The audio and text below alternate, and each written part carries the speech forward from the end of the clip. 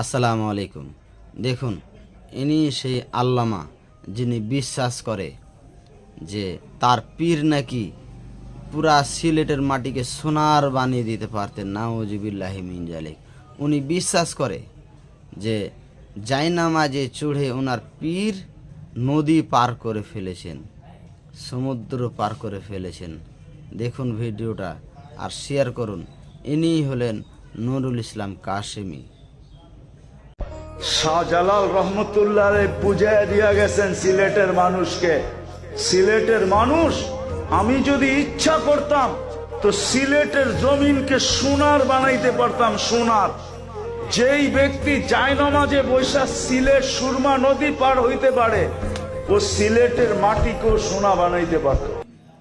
অথচ আল্লাহ রসুল সাল্লাল্লাহু আলাইহি সাল্লাম বলেছেন, আমি চাইলে আমার জন্য আল্লাহ পাক এই উহুদ পাহাড়কে সোনার বানিয়ে দিতেন, কিন্তু আল্লাহ রসুল সাল্লাল্লাহু আলাইহি সাল্লাম তা চাননি।